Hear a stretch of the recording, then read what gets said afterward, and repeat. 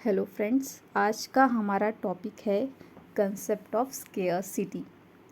तो concept of scarcity के समझने के लिए सबसे पहले हम एक इंसिडेंट समझ लेते हैं। अभी कुछ समय पहले एक कोविड डिजीज़ आया था और कोविड डिजीज़ से बचने के लिए हमें वैक्सीन की ज़रूरत थी। ठीक है। और जब वैक्सीन मार्केट में आई तब वैक्सीन जो है वो सबके लिए अवेलेबल नहीं थी। वो पहले अवेलेबल हुई फ्रंट लाइन वर्कर के लिए, कोमॉर्बिड के लिए, फिर अबो 18 वाले और फिर आखिरी में हुई 18 से बिलो के लोगों के लिए। ये एक मैकेनिज़्म अपनाया गया था वैक्सीन के अलोकेशन में। लेकिन ये मैकेनिज़्म क्यों अपनाया गया था? क्या प्रॉब्लम थी कि वैक्सीन सबको एक साथ नहीं दी गई, कुछ कुछ लोगों को ही पहले दी गई? उसका सिंपल सा रीज़न कैसा था कि जो वांट थी हमारी, वो वांट बहुत ज़्यादा थी और उस वांट को पूरी करने के लिए हमारे पास जो रिसोर्सेस थे, वो रिसोर्स यानी कि वैक्सीन, वो बहुत कम अवेलेबल थी।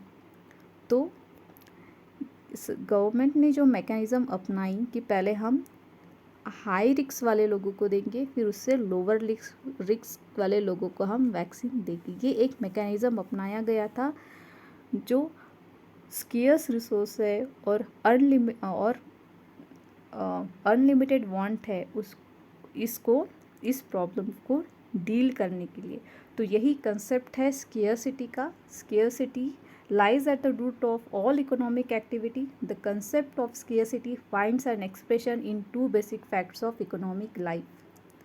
कौन से? तो इकोनॉमिक लाइफ के दो फैक्टर्स है, एक है अनलिमिटेड वांट और एंड्स और दूसरा है स्केयर्स रिसोर्स एंड मीन्स। तो सबसे पहले हम देखेंगे अनलिमिटेड वांट्स और एंड्स। सो हम सभी की, एवरी पर्सन की वांट होती है, हर एक पर्सन की। लेकिन हर एक पर्सन के साथ साथ हर एक इंडिविजुअल की अलग अलग वांट्स होती है। ठीक है। इतना ही नहीं, और हर एक इंडिविजुअल की भी जो वांट है वो over a period of time change होते रहती है। एक एज फैक्टर ले लो, अगर एज फैक्टर के हिसाब से अगर हम देखें, बच्चे की नीड अलग होती है, बड़ों की जो एडल्ट लोग होते हैं उनकी नीड अलग होती है, और फिर जो ओल्ड एज पर्सन होते हैं उनकी नीड अलग होती है। ठीक है। और अगर हम भी इसी में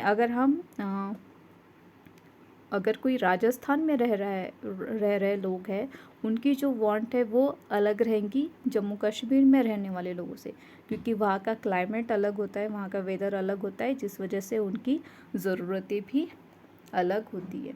सो human wants are unlimited and keep on increasing. और ये जो वांट्स होती है अनलिमिटेड होती है और बढ़ते ही रहती है, रुकती नहीं है।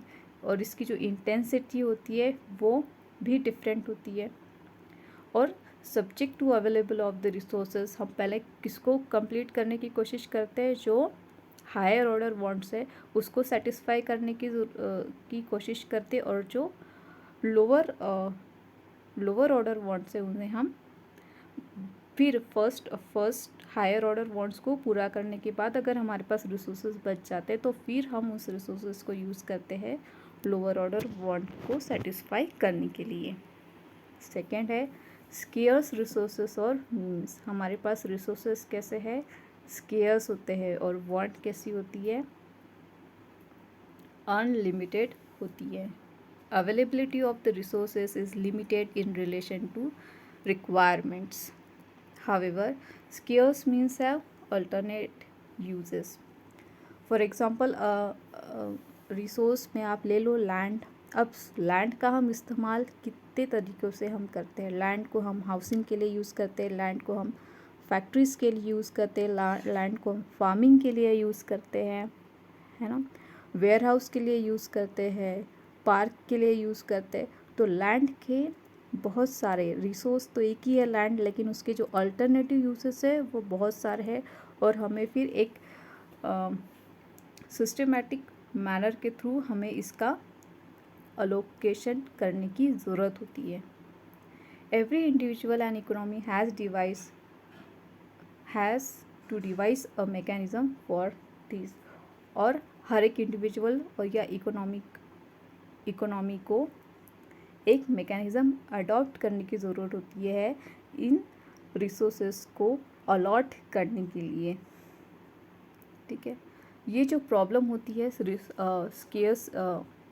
स्केर्स रिसोर्सेस और अनलिमिटेड वांट की, इस प्रॉब्लम को सॉल्व करने के लिए कई सारे सोसाइटीज़ अलग अलग तरीके यूज़ करती है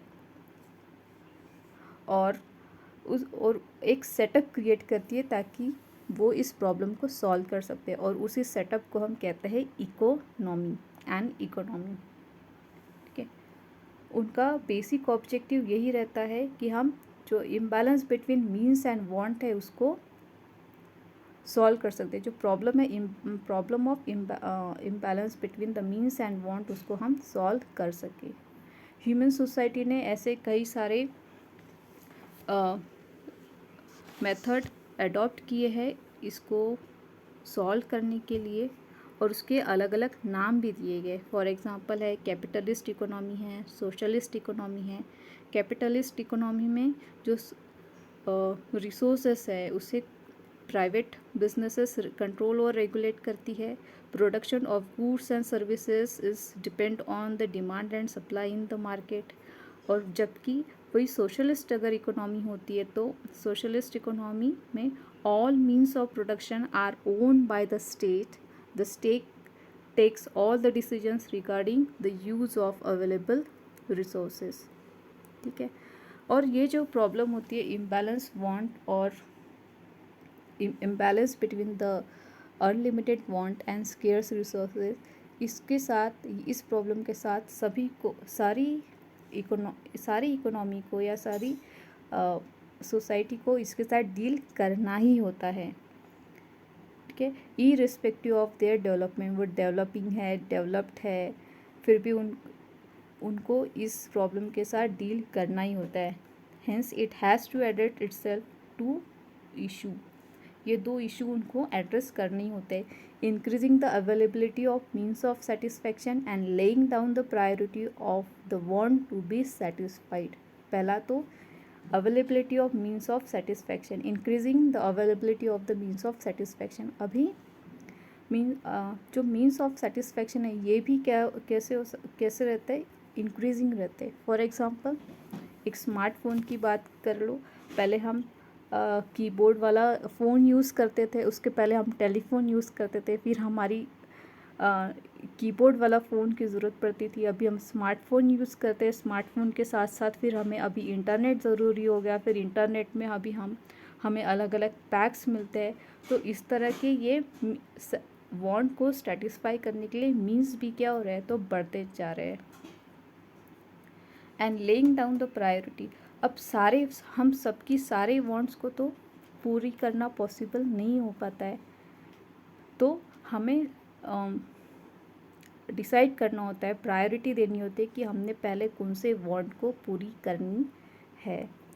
तो यही एक कंसेप्ट था, scarcity of concept. I hope कि आप ये कंसेप्ट समझने में ये वीडियो से आपकी हेल्प हुई होंगी। Thank you.